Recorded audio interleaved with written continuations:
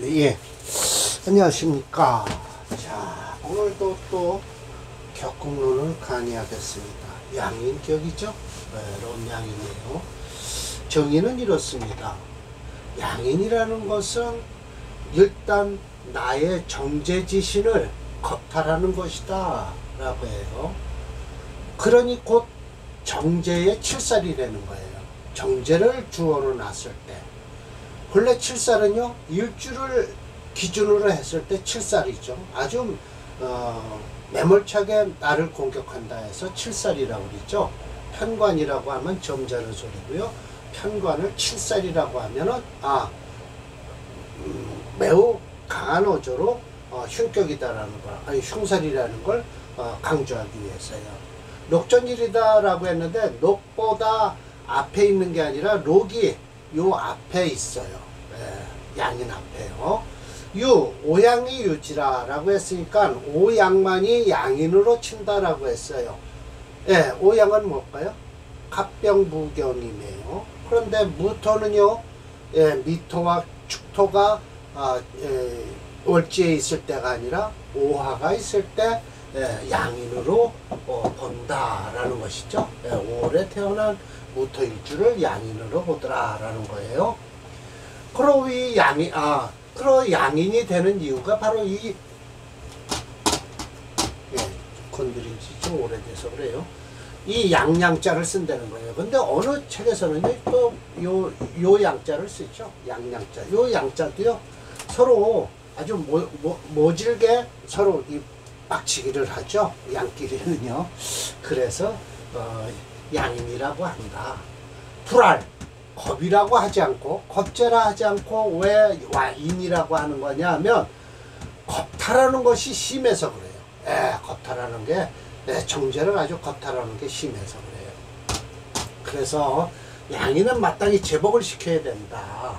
그런데 우선 살부터 쓰는데 여기 관살개이다 라고 해서 살이 먼저고요. 그 다음에 관을 나중에 쓴다고 하죠. 그러나 재인이 서로 따르면, 재성과 인성이 따랐을 때는 더욱 귀해진다라고 했는데, 이것은 잘 봐야 돼요. 상황에 따라 봐야 되는데, 심해첨 선생은 이렇게 얘기했지만, 그렇게 썩 정관은 재인이 있어서 따르면 아름답지만 칠살이 그걸 득지하면 무릇 더 심하다라는 거예요. 좋다.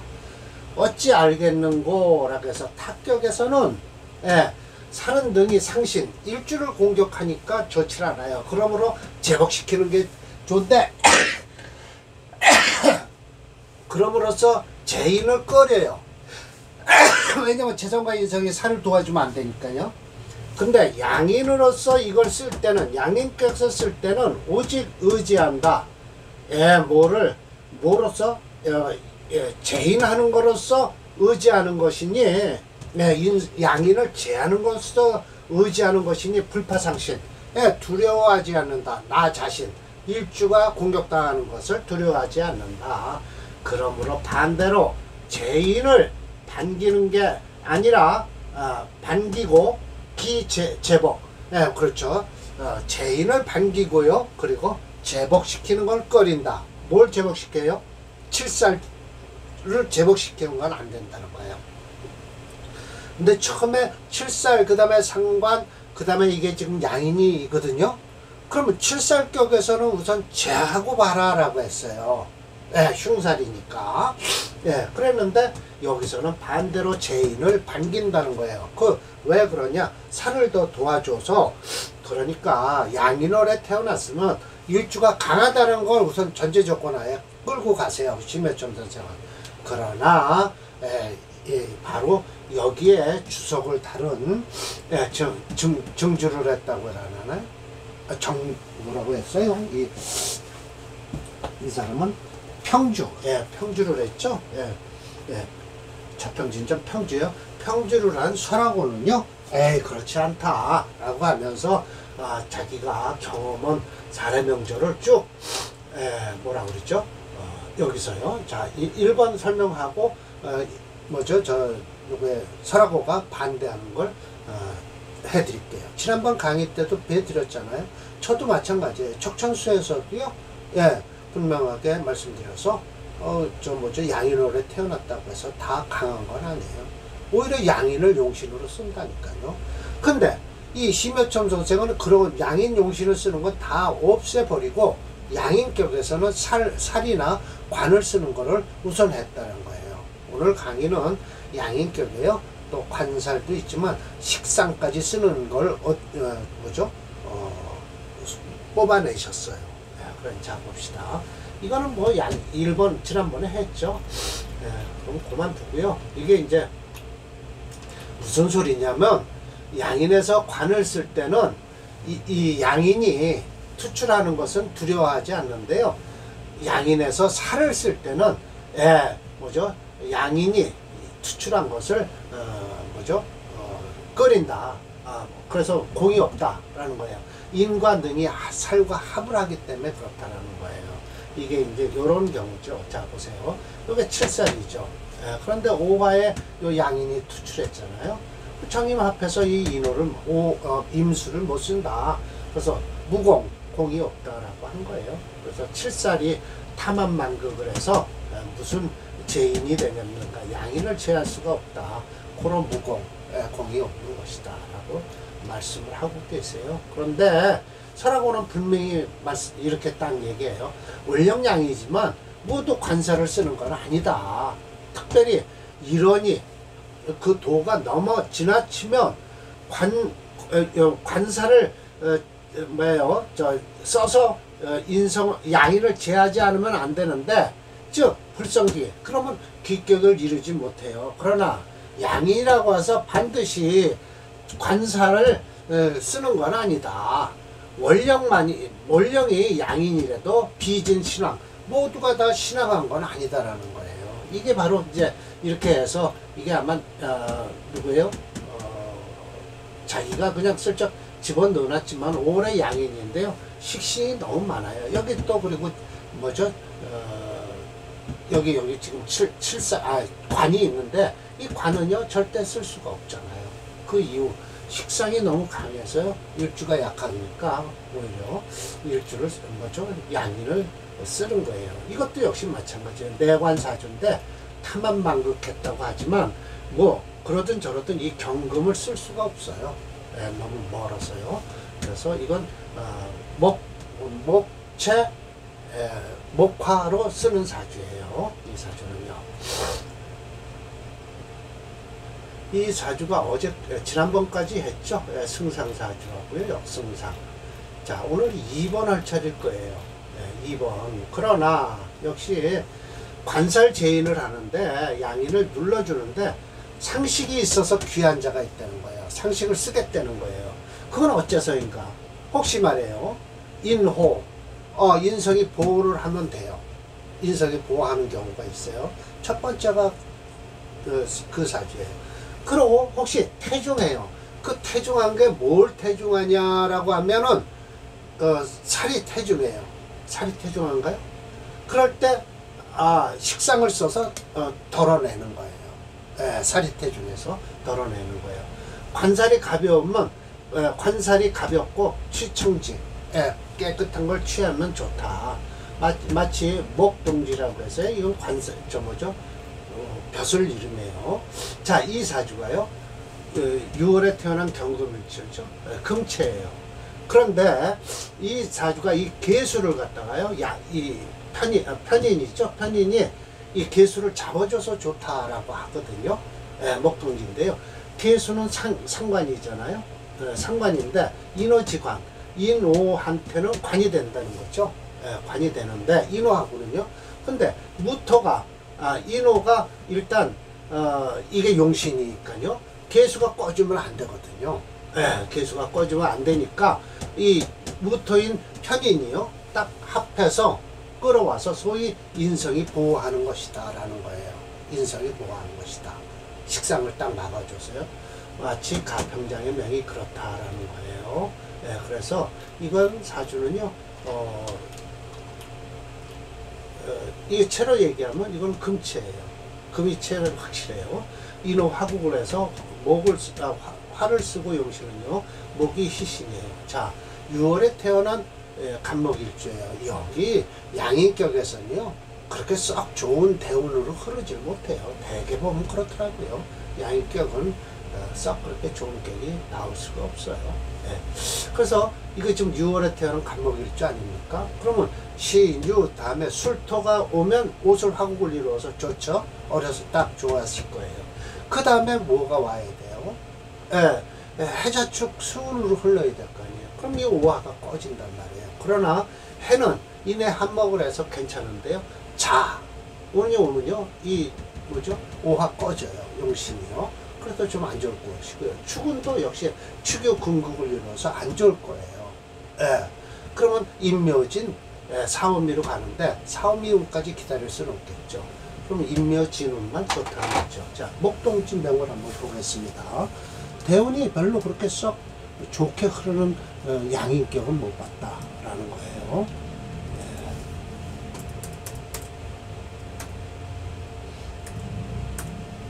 목동지예요. 벼슬이에요. 벼슬 이름입니다. 자, 보세요.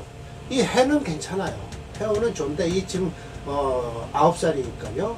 여기 갑대운에 들어와 있군요. 술도 좋아요. 옷을 화국을 해서요.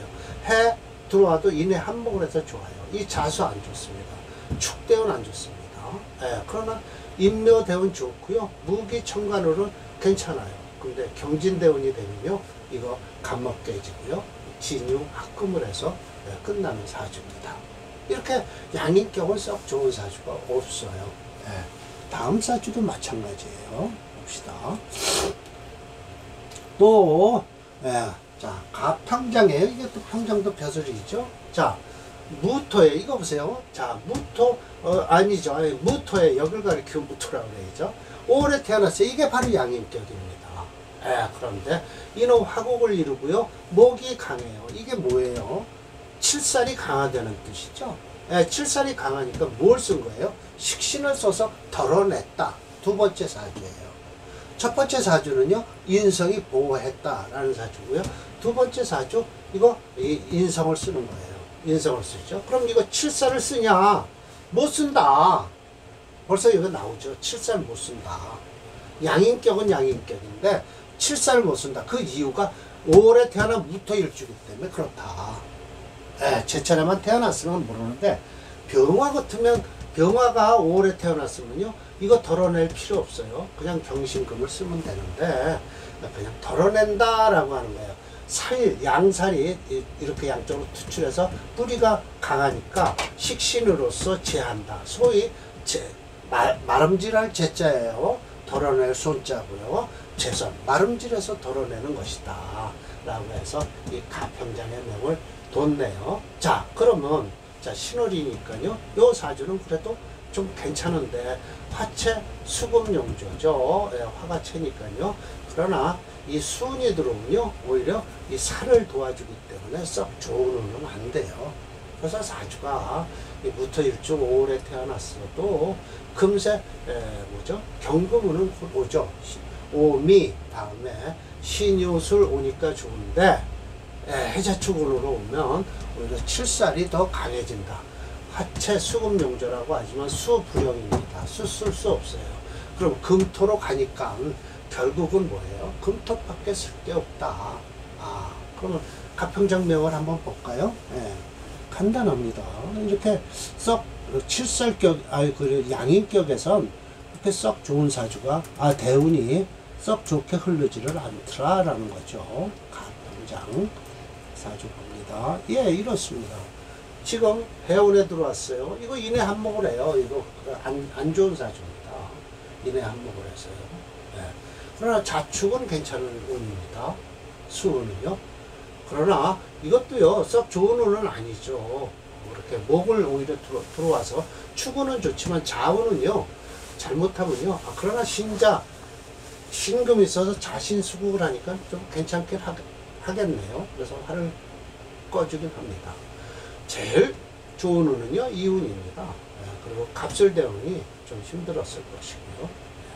49세 해운에 들어와서 인해 한몫을 하기 때문에 썩 이 시간에 있는 목을 합해서 이렇게 썩 좋은 사주는 아닙니다. 이 을목은요, 을경합금에서 뭐라고 그럴까요? 용신 기반이 되죠.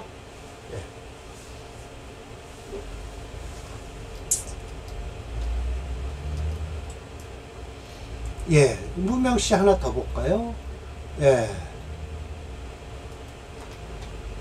무명시 하나만 더 끝내겠습니다. 그리고 다음 명조가요, 서로, 이게 지금 이제 무명시는 곧, 누구냐 하면 심여점 선생님 추천하시는 거예요. 자, 이렇게 해서 경금일주가 6월에 태어났어요. 이 금이 강하지 않습니까? 예, 그러니까 금체 화목용조죠. 그러나 목이 없습니다. 이 사주는요. 예, 그래서, 관살이 경출했어요. 다투어서 올라와 있는데, 이게 정임합을 해서 좋다라는 거예요. 그러나, 그렇게 해서 좋지는 않다라고 설하고는 얘기합니다. 경출했다고 해서 다 좋은 건 아니다. 살은 순수하고 부잡, 살이요, 이게 순수하면서 섞이질 않았다. 이 정관과 섞이질 않아 좋다. 하물며 양인격에서는 이어, 유, 살을 남기는 게 더 좋다라고 하죠. 살부터 쓰라고요. 소위 취청, 깨끗한 걸 취했을 뿐이다 라고 했어요. 자, 무명시 9번 볼까요? 그런데 이 사주, 뭐 썩 그렇게 좋은 대운으로 흐르질 않네요. 왜냐? 금체 화목용조인데요. 지금 6월에 태어났어요. 양년생이고요. 그러면 지금 이거 겨울로 지금 접어들어야 되겠죠. 그러면 신유, 술은 뭐예요?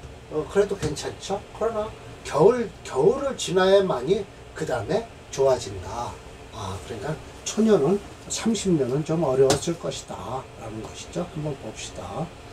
무명시 9번이에요.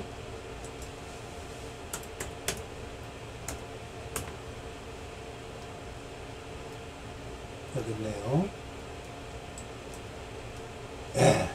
보세요. 지금 여기 있는데 고생하죠, 지금요. 활을 써야 되는데요. 요거 이렇게 임묘만 있으니요. 더군다나 임계수가 들어오면요, 저 병정화, 어렵죠. 병화. 정화가 하나 임수를 끌고 있지만, 그렇게 이게 썩 좋은 사주는 아니에요. 왜냐하면, 더군다나 5화 써야 되는데, 이 해자축운에는 어떻게 지나갈 겁니까? 썩 좋은 사주는 아닙니다. 그래서, 이렇게, 이 심여점 선생이, 이 사주를, 무명시를 추천했지만, 썩 그렇게 좋은 사주는 아니에요. 여기서 다시, 이제, 평주자인 설하고가 병술일조라고 해서요. 이 조죠. 이 조를 이제 비평을 하는 거예요. 일조는 정임합해서 합관해서 유살이 돼서 격국이 청해졌다고 한다.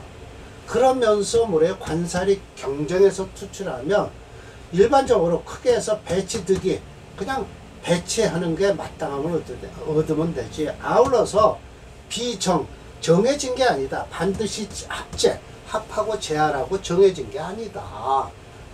마치 전 권룡황제조가 그렇다라고 해서 이 권룡황제는 뭐죠? 적천수 천미의 첫 번째 나오는 사주죠. 권룡황제요.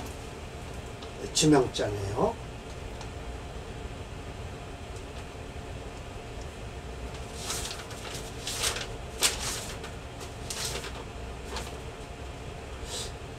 첫 번째가 아니죠. 가만히 보셔보세요. 1번이 이거고요. 16장에서 몇 번인가요?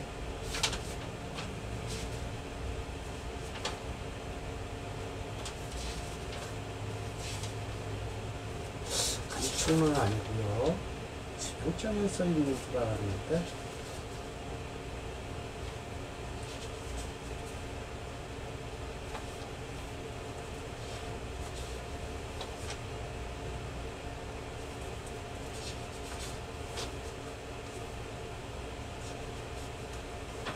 지명장이 아닌가요?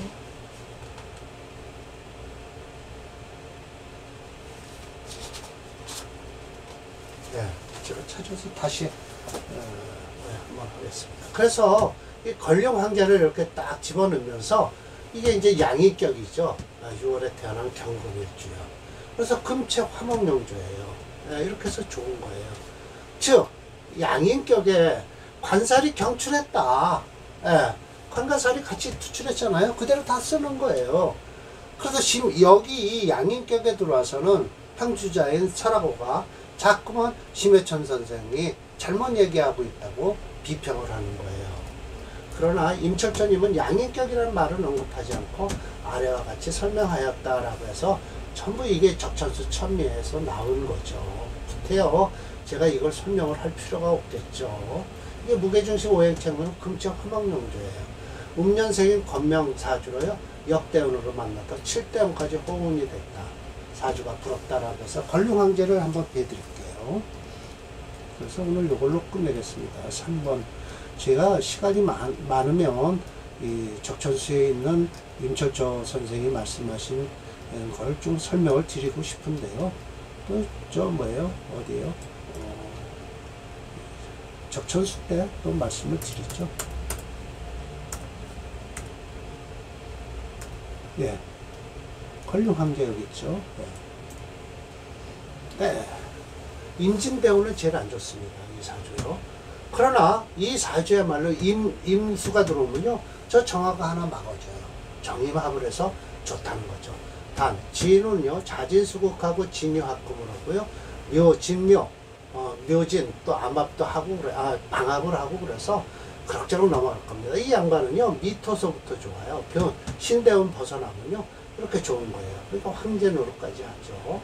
예, 이 천간으로 경신으로는 들어와도요. 그렇게 썩 나쁘지 않아요. 병정화가 막아줄 거라는 거죠. 그러나 이 기축대운이 되면 이 사주는 끝이다 라는 것이죠. 축유 근극을 이루고요.